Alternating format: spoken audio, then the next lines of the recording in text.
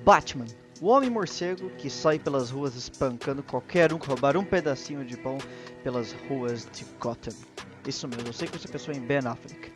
Bom, eu acho que todo mundo conhece o Batman, todo mundo não tem uma alma que não conheça esse personagem, um dos maiores heróis da cultura pop, criado por Bob Kane em 1939. Mas espera aí, tem uma coisinha errada. Bom, na verdade, se eu te contar que Bob Kane é uma farsa, é isso mesmo. Vem comigo que eu vou te mostrar quem é o verdadeiro criador do Batman.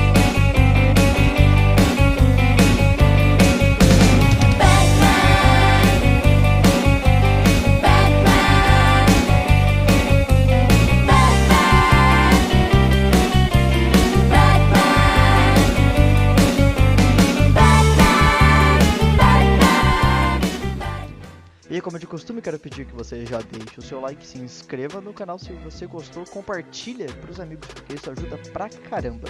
Mas, sem mais nem menos, vamos prosseguir aqui.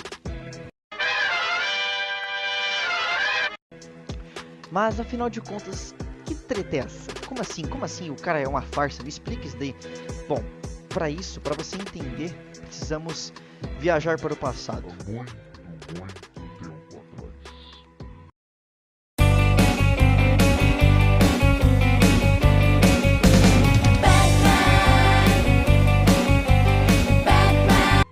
Estamos em 1930, lá nos anos 30. Estados Unidos se recuperando da crise da Bolsa de Valores, período onde a Detective Comics, vulgo DC, revolucionou o mundo dos quadrinhos com Superman, o primeiro super-herói.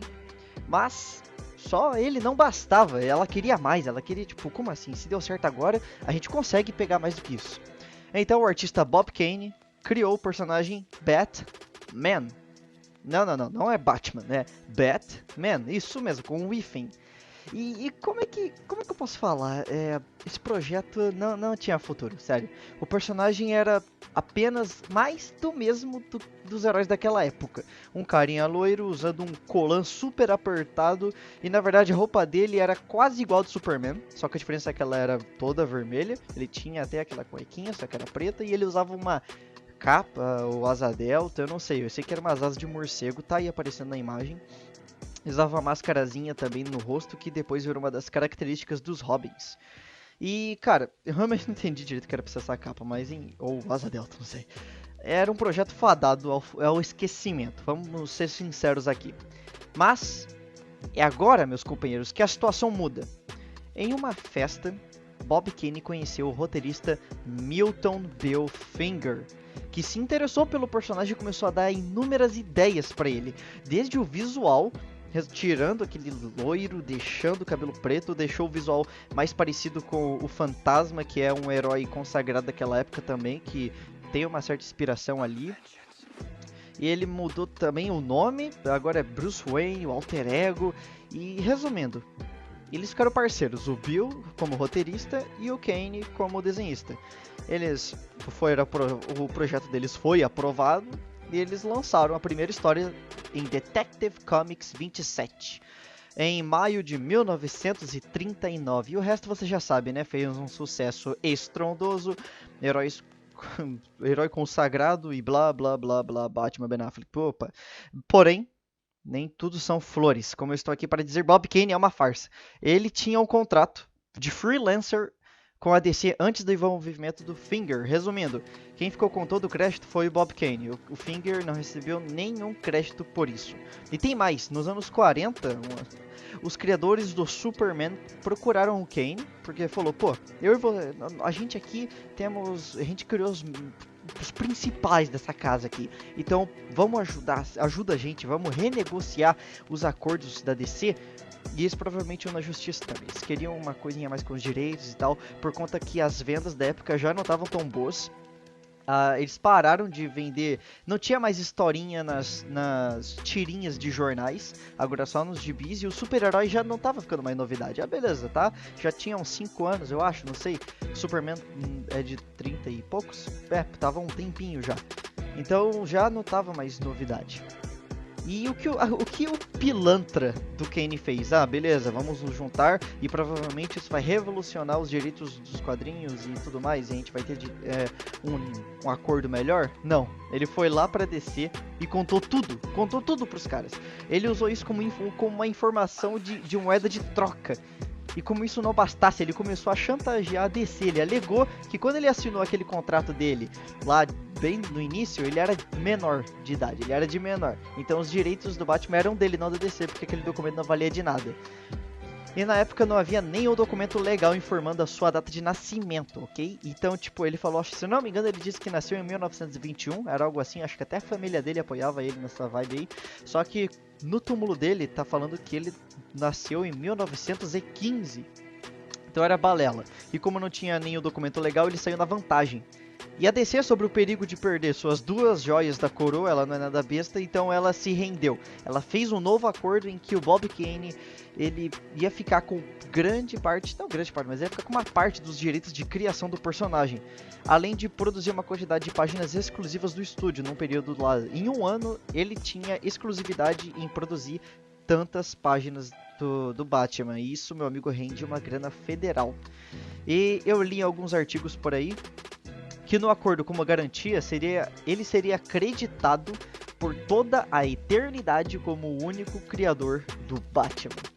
Apesar de tudo isso, o Finger ainda estava lá envolvido no personagem.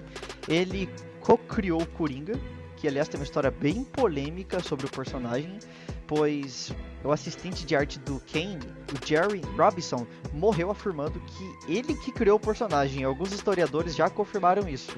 Mas enfim, isso talvez eu pesquise e leve a história para outro vídeo aí, quem sabe. Mas voltando ao Finger aqui, ele também dizia ser o criador do Pinguim, que isso deu uma tretinha entre ele e o Kane. Charada, Homem Calendário, além de escrever as primeiras aparições do Espantalho e Mulher Gato. Se você tá achando isso pouco, são uns personagens aí, o que tem? Meu amigo, outros elementos importantíssimos iniciais do personagem como a Batcaverna, o Batmóvel, o Robin e até o nome Gotham City foram criados ou co-criados pelo roteirista. Bill Finger é o responsável por Batman ser, bom, o Batman. Ele trouxe essa magia, as ideias, a mitologia, os aspectos mais famosos do Homem-Morcego. Tudo foi Bill Finger. Chegou num período em que ele acabou saindo do estúdio de Bob Kane, que era terceirizado, e foi trabalhar diretamente para DC Comics. E também para outra editora lá do grupo da DC, o All American Publications.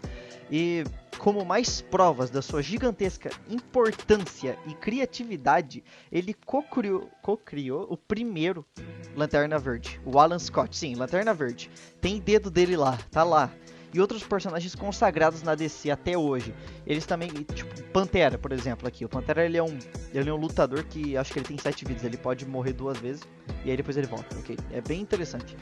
Mas, aos poucos, os créditos foram parando de ter nas revistas da DC. Como era empresa, tá aqui os créditos da DC Comics. Poucas vezes tinha, tipo, os créditos, feito por fulano. Hoje em dia já tem. Mas naquela época era bem difícil. Poucos os casos, quem que aparecia na verdade era o Bob Kane, né? Por causa do acordo dele, ele aparecia em todas as revistas do Batman, criado por Bob Kane. Era tenso. Infelizmente, por causa disso, o Bill Finger acabou ficando esquecido pelo grande público. Bom, nos anos 80, o Bob Kane até deu umas entrevistas e falava que o Finger merecia sim créditos nas revistas, mas ele só falava mesmo, porque ele nunca pôs isso em prática. O Bill Finger, enquanto ele estava vivo, em vida, nunca recebeu os créditos pelo Batman. Nunca viu 1 centavo da sua obra, que praticamente criou do zero. Só em 2007 que a DC Comics fez um comunicado dizendo que Bill Finger havia criado o Batman ao lado de Bob Kane. E o nome dele saiu também na capa de comemoração de 75 anos do personagem. Seu nome apareceu também nos créditos da série Gotham, Batman vs Superman. Agora, hoje em dia, ele já começa a aparecer, felizmente, né? Nas obras ele começa a aparecer já o nome dele. Só que, se eu não me engano, aparece como Bob Kane junto em parceria com o Bill Finger. Não fala que Bill Finger participou da criação. É algo assim, eu não lembro direitinho, mas é nessa vibe aí. Mas pelo menos ele está sendo acreditado agora. Mas, infelizmente, o Bill Finger ele morreu em 1974, aos 59 anos. Ele não pôde ver o mundo finalmente dando valor ao trabalho dele, dando valor a ele, pelo que ele fez. Ele morreu praticamente na miséria, injustiçado e esquecido na história, enquanto Bob Kane recebia todo o crédito. E sabe o pior? Isso não é o caso isolado, meu amigo. Isso acontecia bastante. Aconteceu com várias pessoas, não só na DC, como na Marvel também. Mas é bom que pelo menos agora, né, eles estão tentando recompensar essa injustiça que existe já há 80 anos. Todos devem conhecer Bill Finger, que ele sim é a mente brilhante que fez um homem genérico de Colan se tornar um dos maiores ícones da cultura pop. Bill Finger é o real criador do Batman. E é isso por hoje, meus amigos. Uma história trágica que pelo menos teve seu conhecimento no final de tudo. Obrigado por me acompanhar até aqui. Deixa o seu like se gostou do seu vídeo, se inscreva e manda o vídeo para os seus amigos. Até a próxima e nos encontramos na Batcaverna.